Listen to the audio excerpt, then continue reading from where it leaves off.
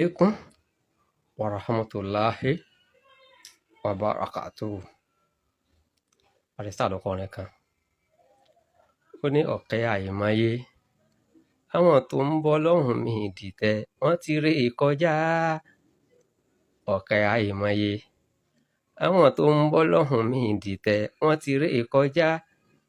Àwọn tó ń tútẹ̀ ọlọ́hun wò, wọ́n ti dàbí aláìsí ọ̀rọ̀ wúṣe. Wọ́n ti dàbí aláìsí ọ̀rọ̀ wúṣe. Sunday Igboho, à ń kọ fún yín, ẹ̀ ń parẹ́. À ń kọ fún yín, ẹ̀ ń parẹ́. À ń kọ fún yín, ẹ̀ ń parẹ́. Ṣé dandan ni kẹ́ ẹ bá ta Ọlọ́run parẹ́ ni? Ṣé dandan ni kẹ́ ẹ bá ta Ọlọ́run sórí ibu ni? À ń sọ fún yín pé ta Ọlọ́run máa kórè ibu hàn yín, ẹ̀ tún parẹ́. Aya Kùránì kan péré máa kà fún yín. A'udhu billahi minash shaitonir rajim. Bismillahir rahmanir rahim.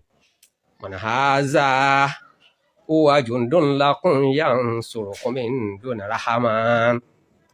Innal kafirina ila fi ghurur. Ta Ọlọ́run sọ̀rọ̀.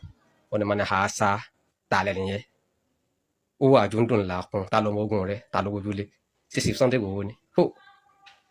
Man haza huwa jundun lakum, ṣé Sunday Igboho òun ló gbójúlé, òun ló gbọ́kànlé tó fi ń bú àwọn èèyàn. Man haza huwa jundun lakum, ṣé Sunday Igboho ló gbójúlé tó fi ń ṣẹnu gbẹdú sọlọ́dẹ. Ṣé Sunday Igboho ló gbójúlé tó fi ń wá lù ìpàgbà rẹ̀ tó wá bá mi tó lù mí tẹ́jẹ́ ìyọnu mi. Ṣé Sunday Igboho tó gbójúlé nìyẹn? Man haza huwa jundun lakum, ṣé Sunday Igboho yẹn òun ló gbójúlé. Sunday Igboho ẹ máa gbọ́. Ọlọ́run ni Man haza huwa jundun lakum, àwọn olè gbójúlé, àwọn olólàgbẹ̀kẹ̀dẹ̀ yín, àwọn alátìlẹ́yìn yín, àwọn jagunjagun yín, àwọn olórí ogun yín. Ọlọ́run ṣé Sunday Igboho olórí ogun rẹ tó fi ń bú Allah, tó fi ń bú Muhammad sallallahu alaihi wasallam. Ṣé Sunday Igboho olórí ogun rẹ? Man haza huwa jundun lakum yansurukum min duni rahman. Innal kafirina ila fi ghurur. Ọlọ́run kì í sọ fún ẹ. Innal kafirina ila fi ghurur. Àwọn ẹ̀yìn ẹlẹ́bọ pátá, gbẹ̀yìn aláìgbàgbọ́. Kò sí nǹkan kan tẹ́ ní gùrúrù ni, ẹ̀tàn lásán ni. Gbogbo Sunday tó gbójú lé ẹ̀tàn lásán. Sunday Igboho à ń kọ́ ẹjọ́ lọ sọ́ra yín. Ẹ lọ kà sáwọn alágbára tó kọjá. Nàmúrúsù ó ṣe lágbára tó. Èyí tó kéré jù nú àwọn ọmọ ogun Ọlọ́run sí ẹ̀fọn lásán. Ẹ̀fọn ló bá yí Nàmúrúsù yẹ.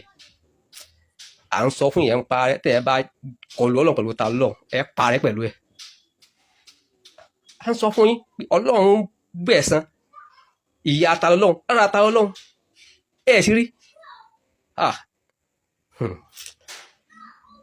Ẹ má parẹ́ pẹ̀lú ta Ọlọ́run. Wọ́n nìní. Lawyer US Imam, don't relent on your work. Ọlọ́run lọ́ba ẹlẹ́san o. Don't relent on your work. Ọlọ́run nìkan lọ́ba ẹlẹ́san. Ọlọ́run ló lè san yín lẹ́san tẹ̀ ń ṣe.